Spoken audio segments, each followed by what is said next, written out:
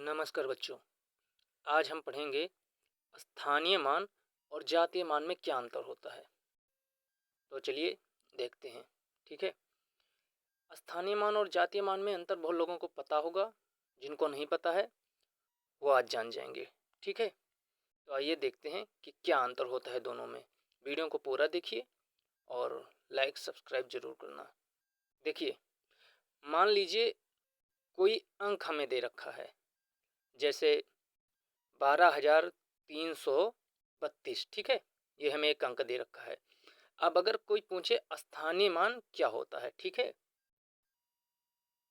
स्थानीय मान, ठीक है, तो स्थानीय मान क्या होता है। देखो, सबसे पहले किसी दी गई संख्या का स्थानीय मान जो होता है वो उस संख्या पे जो उसका वैल्यू होता है, वो जो वैल्यू होता है जब हम निकालेंगे इकाई दहाई सैकड़ा हजार वाला, तो जो वैल्यू होता है वो उसका स्थानीय मान हो जाता है। जैसे 3 का समझोगे उदाहरण से तो समझ जाओगे। 3 का स्थानीय मान अगर कोई पूछे क्या होता है, ठीक है, तो 3 को पढ़ो इकाई दहाई सैकड़ा, मतलब सैकड़ा, इसका वैल्यू क्या निकल के आया है, सैकड़े पे पड़ रहा है ये 3। ठीक है, इकाई दहाई सैकड़ा, ठीक है, मतलब ये सैकड़े पे आके हमें 3 मिल रहा है।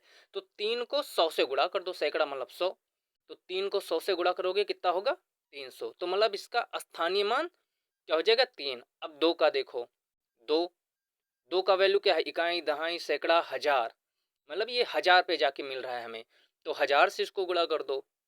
अब हजार से गुणा करोगे कितना होगा, 2000।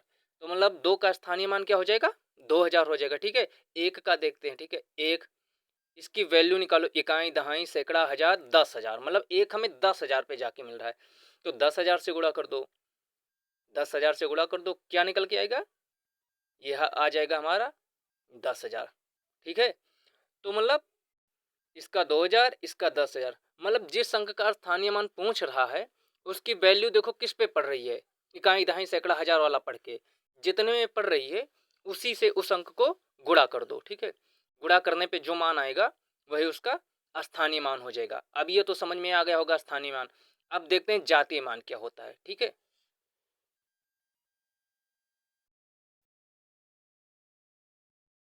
तो चलिए देखते हैं जातीय मान क्या होता है। ठीक है, जातीय मान होता है किसी दी गई संख्या का अपना स्वयं का मान ही जातीय मान होता है, चाहे वो जिस स्थान पर भी हो।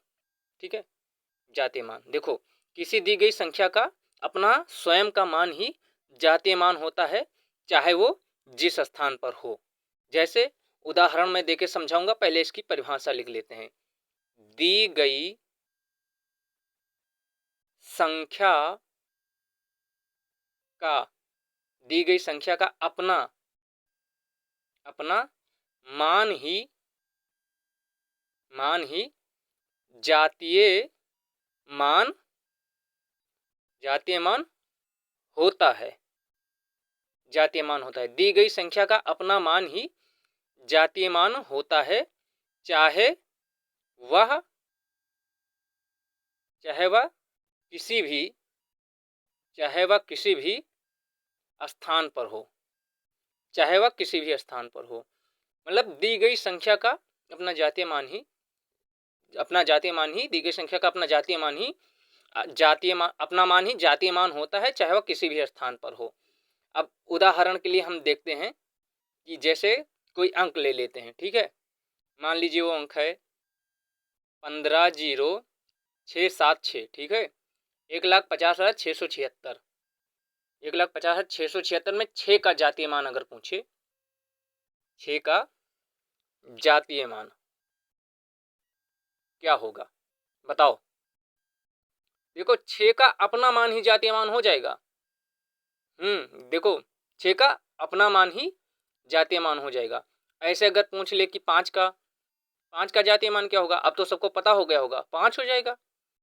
1 का जातीय मान क्या होगा, 1 का जातीय मान 1 हो जाएगा। ठीक है, मतलब दी गई संख्या का अपना ही मान जातीय मान होता है, चाहे वो जिस स्थान पर हो, उससे कोई फर्क नहीं पड़ता। कोई भी संख्या दो, कितनी भी बड़ी हो, उसका अपना मान ही जातीय मान हो जाएगा।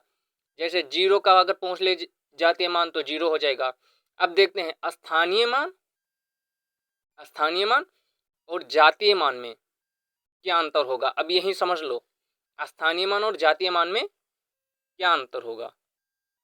किसका निकालें, 5 का निकाल लेते हैं। ठीक है, ये 5 है, 5 का स्थानीय मान निकाल के देखो तो क्या है, इकाई दहाई सैकड़ा हजार 10,000। 5 के बाद 5 की वैल्यू 10,000 है तो 10,000 से गुणा कर दो।